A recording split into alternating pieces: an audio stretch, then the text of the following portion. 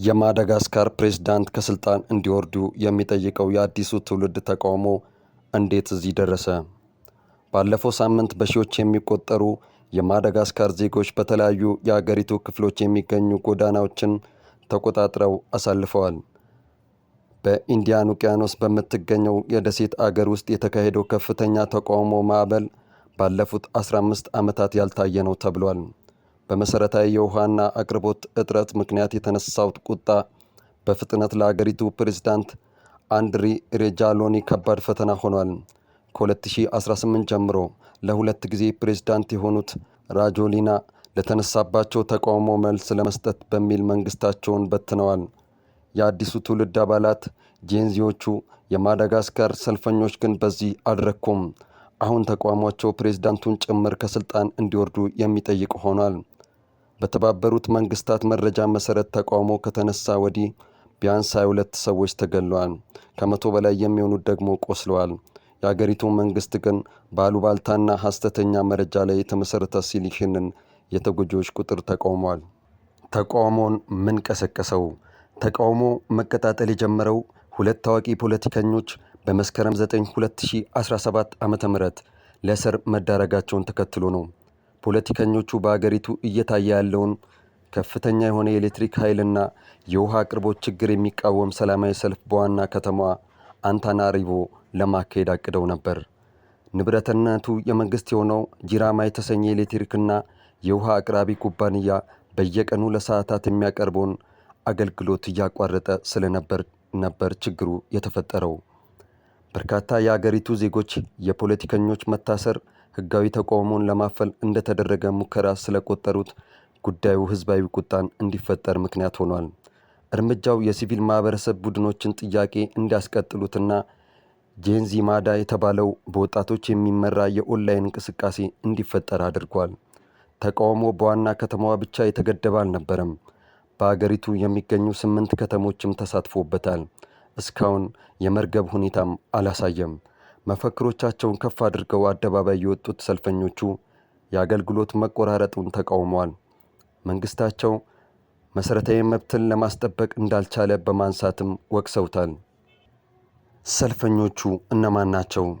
ጄንዚ ማዳ በመባል የሚጠሩት አዲሱ ትውልድ አባላት ተቃውሞው እንደተጀመረ ራሳቸውን ሲያደራጁ የነበረው እንደ ፌስቡክ እና ቲክቶክ ያሉ ማህበራዊ ሚዲያ መድረኮችን በመጠቀም ነበር። የጄንዚ ማዳ አባላት የሲቪል ማህበረሰብ ቡድኖችና ታዋቂ ፖለቲከኞች የጋራ ስብሰባ ካደረጉ በኋላ የሚካሄዱትን ሰልፎች የሚያስተባብር ኮሚቴ አዋቅረዋል። ተቃውሞ ከተጀመረ በኋላ ሌሎች ቡድኖች እንቅስቃሴውን ተቀላቅለዋል። በአገሪቱ ትልቅ የሆነው ማጋላከሳይ ትሬድ ዩኒየን ሶሊዳትሪን ጨምሮ በርካታ የሰራተኛ ማህበራት በወጣቶቹ የሚመራውን እንቅስቃሴ ላይ አስተዋጽኦ ማድረግ ጀመሩ። የሲቪል ማህበረሰብ ድርጅቶች ማዳጋስካር ወደ ቀውስ ወይም የእርስ በርስ ጦርነት እንዳትገባ ለመከላከል በቤተ ክርስቲያን የሚመራ ንግግር እንዲካሄድ ጠይቀዋል። የተቃዋሚዎቹ ፍላጎት ምንድን ነው? ሰልፈኞቹ ዓላማቸውን ዘርዝሮ ያስቀመጠ ማኒፌስቶ ይፋ አላደረጉም። ይሁን እንጂ በህዝብ አገልግሎት ምክንያት የተነሳው ቁጣ ፖለቲካዊ ለውጥ እንዲደረግ ወደሚጠይቅ ሰፊ ተቃውሞ አድጓል። አስተማማኝ ባልሆነና ዝቅተኛ ገንዘብ በሚከፍል ስራ ዕድል የተማረሩት በበርካታ የማዳጋስካር ወጣቶች እያጋጠማቸው ስላለው ችግር ተጠያቂ የሚያደርጉት ፕሬዝዳንቱን ነው። ፕሬዝዳንቱ ከስልጣን እንዲወርዱም እየጠየቁ ነው። ረቡዕ ዕለት በዋና ከተማ በተደረጉት ተቃውሞች ላይ ራጃኦሊና ውጣ የሚል ቃላትን የያዙ ባንዲራዎችና መፈክሮች ታይተዋል። የጄንዚ ማዳ ቃል አቀባይ ፕሬዝዳንቱ እንዲወርዱና ብሔራዊ ምክር ቤቱ እንዲጸዳ እንደሚፈልጉ ለኤፍፒ የዜና ወኪል ተናግረዋል። በተጨማሪም ራጆሊና ተቃውሞ ምክንያት በጸጥታ ኃይሎች ተገድለዋል ለተባሉት ሰዎች ሞት ኃላፊነቱን እንዲወስዱም ይፈለጋል። የማህበራዊ ሚዲያ ተጠቃሚዎች የምርጫ ኮሚሽንና የአገሪቱ ከፍተኛ ፍርድ ቤት እንዲበትኑ ጠይቀዋል።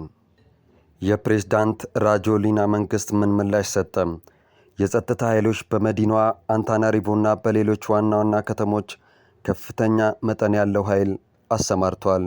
ፖሊስ ሰልፈኞቹን ለመበተን አስለቃሽ ጭስና የውሃ መርጫ መሳሪያ ወተር ካነን ተጠቅሟል። በዋና ከተማዋ የገንዘብ ሚኒስቴር ቢሮዎችና ሌሎችን ቦታዎች በእሳት ማቀጣጠልን ጨምሮ ሌሎች የአመፅና የዝርፊያ ተግባራት እየተከናወኑ ነው መባሉን ተከትሎ ከአመሻሽ እስከ ንጋት ድረስ የሚቆይ የሰዓት እላፊ ተጥሏል። ፕሬዝዳንት ራጆሊና በቅድሚያ የወሰዱት ተቃዋሚዎችን የማረጋጋት እርምጃ ያሉትን አንዳንድ ነገሮች አከናወኑ። መንግስታቸውን መበተኑን ፕሬዝዳንቱ ከወጣቶች ጋር ንግግር ለማድረግ ጥሪ ማቅረባቸውና የኤሌክትሪክ ኃይል መቋረጡን ለማስቀረት የሚያደርጉትን ጥረት የሚደግፍ ገንዘብ ከዓለም ባንክ እንደሚገኝ ሲናገሩ ተደምጠዋል። እነዚህ እርምጃዎች ሰልፈኞቹን ማረጋጋት ሲያቅታቸው ግን አካሄዳቸውን ቀየሩ። ፕሬዝዳንቱ በፌስቡክ ገጻቸው በቀጥታ ባስተላለፉት መልእክታቸው ተቃዋሚዎች መፈንቅለ መንግሥት ለማካሄድ መጠቀሚያ አድርገዋቸዋል በማለት ከሰዋል።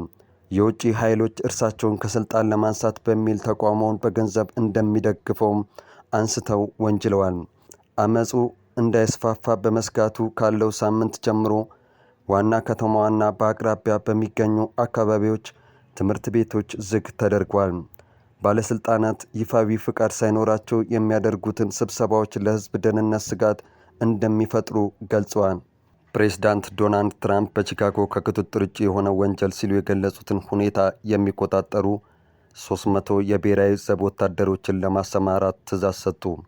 እርምጃው የመጣው የኢሚግሬሽን ባለስልጣናት በዲሞክራቶች በሚመራው ከተማ ተቃውሞ ማስተናገዳቸውን እና ተሽከርካሪዎች ሆን ተብሎ ከተገጨና አንድ የታጠቀች ሴትን ተኩሶ መምታታቸውን በተናገሩ ከሰዓታት በኋላ ነው።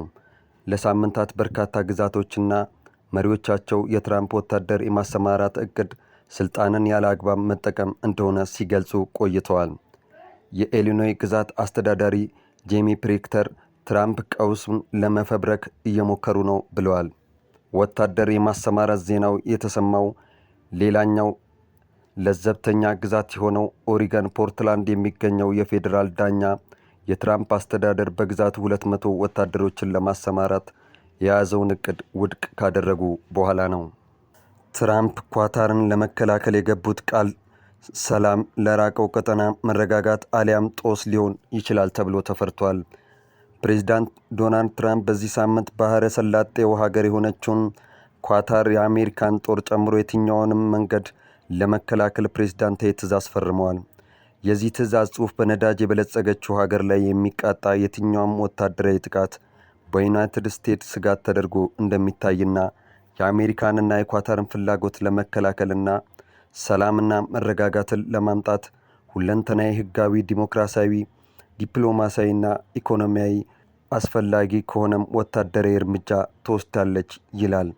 ትዕዛዙ በአሜሪካና ኳታር መካከል ግዙፍ የደህንነት አጋርነት ሆኖ የሚታይ ሲሆን ከሰሜን አትላንቲክ የጦር ቃል ኪዳን ኔቶ ትብብር ጋር የሚመሳሰል ነው።